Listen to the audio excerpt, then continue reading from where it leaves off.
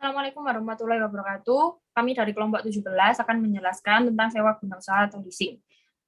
Kelompok kami terdiri dari Helanda Pamudini Sekar Pembayun dengan NIM 382, Najla Jalva Tufaila dengan NIM 377, dan Pinky Susan Hapsari dengan NIM 387.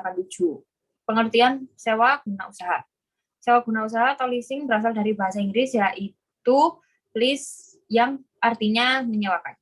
Menurut Kemenku RI nomor 1169 atau KMK 011991 tentang kegiatan sewa guna usaha, pasal 1 huruf A, leasing diartikan sebagai suatu kegiatan pembiayaan dalam bentuk penyediaan barang modal balik secara sewa guna usaha dengan hak opsi atau finance leasing, maupun sewa guna usaha tanpa hak opsi atau operating leasing untuk dipergunakan oleh leasing selama jangka waktu berdasarkan pembayaran secara berkala. Beberapa unsur mengenai sewa guna usaha yaitu A. Adanya suatu perusahaan pembiayaan atau lessor, B. Adanya calon penyewa guna usaha atau leasing, C. Penyedia barang modal, D. Keterbatasan jangka waktu, E. Pembayaran secara berkala, F. Hak opsi bagi leasing, dan G. Ada nilai sisa atau residu. Dasar hukum sewa guna usaha.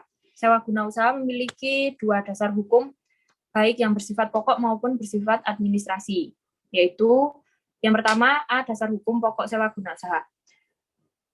Pasal 1338 KUHP merupakan dasar hukum pokok karena dalam pasal ini diatur mengenai perikatan. Setiap perikatan yang dibuat pihak-pihak berlaku sebagai undang-undang bagi para pihak yang membuatnya. Pasal ini merupakan cerminan dari asas kebebasan berkontrak. B. Dasar hukum bersifat administratif. 1. Kepres RI nomor 61 tahun 1988 tentang lembaga pembiayaan. Nomor 2. SKB 3 Menteri yang terdiri dari Menteri Keuangan, Menteri Perindustrian, Menteri Perdagangan, yang nomor tersebut tentang perizinan usaha leasing. 3. Keputusan Menteri Keuangan RI nomor 1251 tentang ketentuan dan tata cara pelaksanaan lembaga pembiayaan. 4. Keputusan Menteri Keuangan nomor 634 tentang pengadaan barang modal berfasilitas melalui perusahaan sewa guna usaha atau leasing. 5.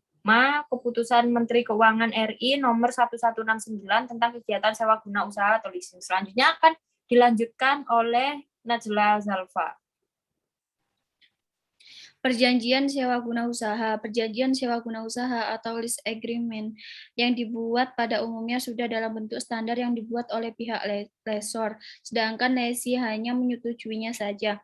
Perjanjian yang dibuat tersebut mengikat pihak-pihak yang membuatnya.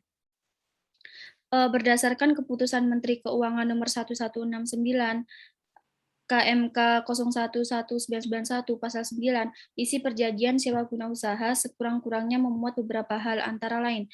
Yang pertama, jenis transaksi sewa guna usaha, yang kedua, nama dan alamat masing-masing pihak, yang ketiga, nama, jenis, tipe, dan lokasi penggunaan barang modal, dan yang keempat, masa sewa guna usaha, yang kelima, opsi bagi lese dalam hal transaksi sewa guna usaha. Yang keenam, tanggung jawab para pihak atas barang modal yang menjadi objek sewa guna usaha. Yang ketujuh, harga perolehan, nilai pembiayaan, pembayaran sewa guna usaha, angsuran pokok pembiayaan, imbalan jasa sewa guna usaha, nilai sisa, simpanan jaminan, dan ketentuan asuransi atas barang modal yang disewa guna usahakan.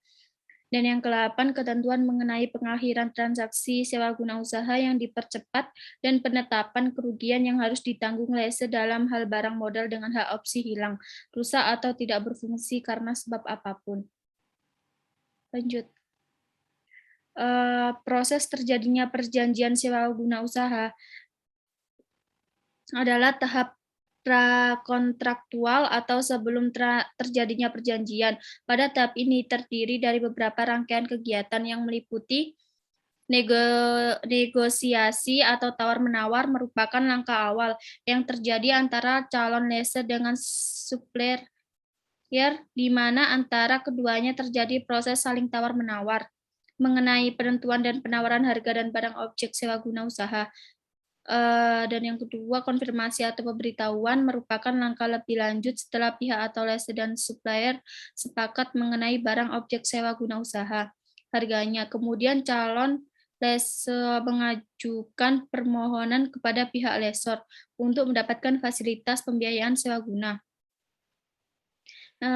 Selanjutnya usaha. Pada tahap ini calon lessee diharuskan mengisi formulir permohonan yang telah disediakan oleh pihak lessor.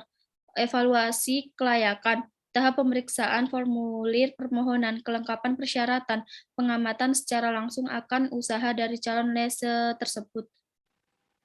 Selanjutnya keputusan merupakan tahap di mana pihak lessor memberikan penilaian apakah fasilitas sewa guna usaha dapat diberikan atau tidak kepada calon lessee.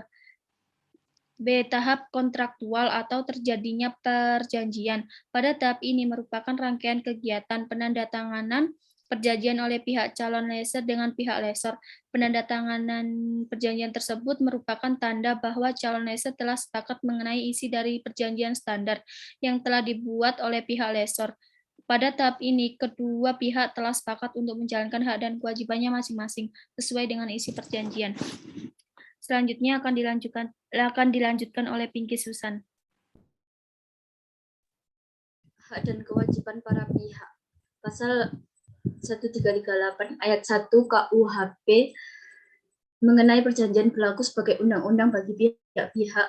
Berarti perjanjian tersebut mempunyai kekuatan mengikat dan memaksa serta memberikan kepastian hukum bagi pihak-pihak yang membuatnya. Hak dan kewajiban lessee.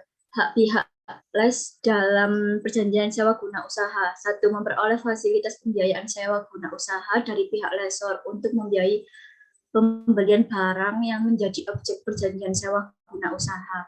Terhadap barang tersebut, kepemilikannya secara yuridis atau legal owner tetap dipegang oleh pihak lessor, sedangkan pihak lessee yang hanya menguasai secara fisik economic owner dapat memperoleh hak milik atas barang tersebut setelah melunasi seluruh pembayaran sewa guna usaha dan menggunakan hak opsinya. 2. Menerima barang yang menjadi objek perjanjian dari supplier tepat waktu sesuai dengan waktu yang tertera dalam order pembelian. Yang ketiga, pada akhir masa kontrak, lessee dapat menggunakan hak opsinya. Kewajiban pihak lessee dalam perjanjian sewa guna usaha. 1. Membayar angsuran uang sewa guna usaha setiap bulannya dengan jumlah yang telah ditetapkan dan pada waktu yang telah ditentukan.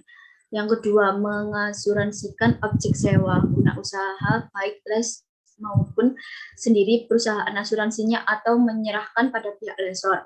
Yang ketiga, membayar nilai sisa pada saat menggunakan hak opsi untuk membeli barang objek sewa guna usaha. Yang keempat, menyelenggarakan pembukuan yang telah diaudit oleh akuntan publik dan diserahkan kepada lessor. Lanjut. Hak dan kewajiban para pihak.